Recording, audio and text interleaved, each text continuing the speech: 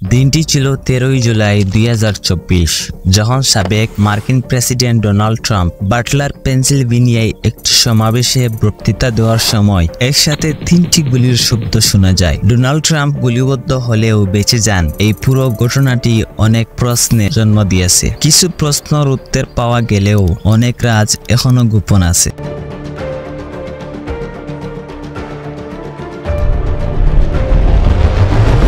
চাই বাংলার নতুন ভিডিওতে আপনাকে আবারও স্বাগত। প্রিয় দর্শকবৃন্দ, মার্কিন যুক্তরাষ্ট্রের রাষ্ট্রপতি নির্বাচন চলতি বছরের নভেম্বর মাসে হওয়ার সম্ভাবনা রয়েছে। তাই এরই প্রেক্ষিতে ডোনাল্ড ট্রাম্প পেনসিলভেনিয়ার শহর বাটলারে নির্বাচনের প্রচারণার জন্য একটি ক্যাম্পেইনের আয়োজন করেন। 13 জুলাই এভান্স সিটি রোডের ফার্ম শো লেকে হাজার হাজার মানুষ জড়ো হয়েছিল। ঠিক এই জায়গাতে স্টেজ ছিল যেখানে ট্রাম্পকে গুলি করা হয়।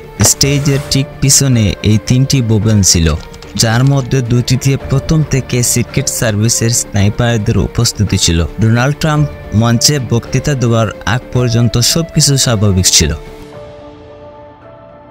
কিন্তু এত ভিড়ের মধ্যে কিছু মানুষজন শুটিংয়ের আগে স্টেজের ডান পাশের ভবনের ছাদে বন্দুক হাতে একজনকে দেখতে পান। প্রথমে সবাই ভেবেছিল হয়তো সে নিরাপত্তা বাহিনীর অফিসার হতে পারে, কিন্তু যখন তার ড্রেসিং নজরে আসে তখন নিশ্চিত হন যে ছাদে থাকা লোকটি নিরাপত্তা বাহিনীর সদস্য নয়। তখন ওই কয়েকজন লোক চিৎকার করতে শুরু করে। এই খবরটি হয়তো সিক্রেট সার্ভিসের এজেন্টরা তাদের সহকর্মীদের কাছে রেডিও করেছে এবং ট্রাম্পের পিছনে থাকা সিক্রেট সার্ভিসের স্নাইপার গানগুলো শুটারের দিকে ফায়ারিং এর জন্য প্রস্তুত ছিল। এখন তার গতিবিধি সিক্রেট সার্ভিসের স্নাইপাররা বুঝে ওঠার আগে সে একসাথে 3টি গুলি ফায়ার করে দেয়, যার শব্দ আপনি ভিডিওতে শুনতে পারেন।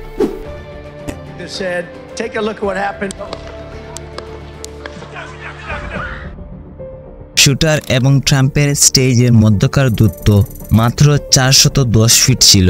এই মুহূর্তে স্বাভাবিকভাবেই ট্রাম্প ভাগ্যক্রমে সামান্য মাথা নাড়ালেন এবং শুটারের ফায়ার করা গুলিটি ঠিক ট্রাম্পের কানের পর্দা ভেদ করে চলে যায়। অন্যথায় শুটারের নিশানা এতটা অ্যাকুরেট ছিল, যদি ট্রাম্প তার মাথা না হেলাতেন তাহলে গুলিটি ট্রাম্পের মাথা আর পার করে দিত।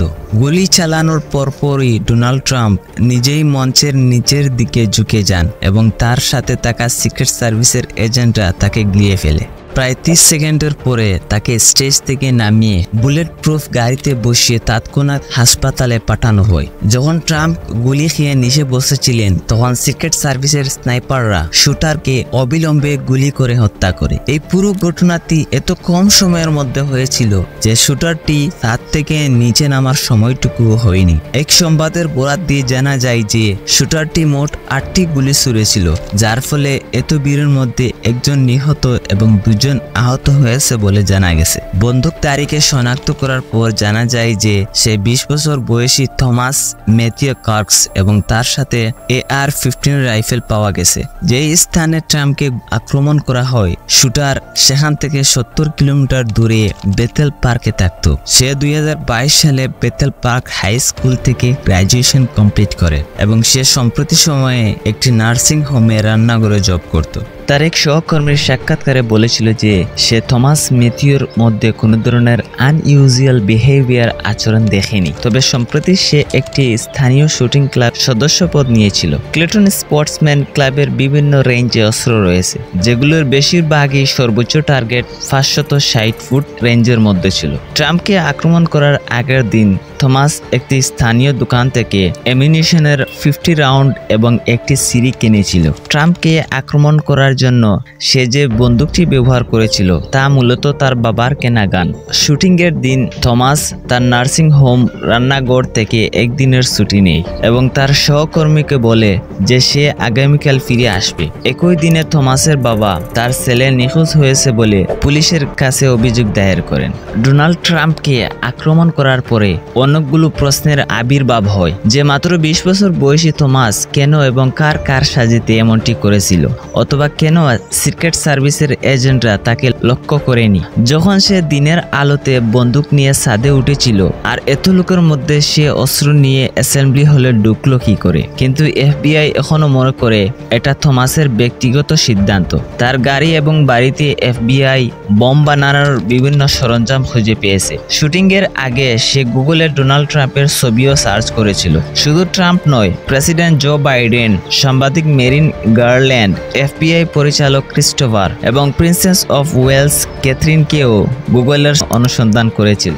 এইসবের পাশাপাশি এফবিআই থমাসের সেল ফোনে একটি জঘন্য ছবি খুঁজে পেয়েছিল। আপনাদের মনে থাকতে পারে যে 30 নভেম্বর 2021-এ মিশিগানের অক্সফোর্ড হাই স্কুলের ভিতরে একটি গুলি চালানো হয়েছিল, যা সারা বিশ্ব ব্যাপকভাবে নিন্দা করেছিল।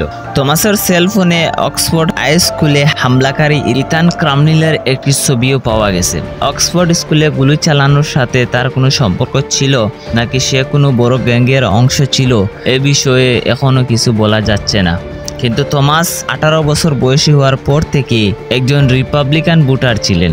ওই দল যে দলের টিকিটে ডোনাল্ড ট্রাম্প গতবার নির্বাচনে জিতে প্রেসিডেন্ট হন এবং এবারও প্রেসিডেন্ট হওয়ার জন্য প্রত্যাশী। ডোনাল্ড ট্রাম্পের কথিত হত্যাকাণ্ডের তদন্ত চলছে এবং সময়ের সাথে সাথে আরও গুরুত্বপূর্ণ তথ্য প্রকাশ হতে থাকবে।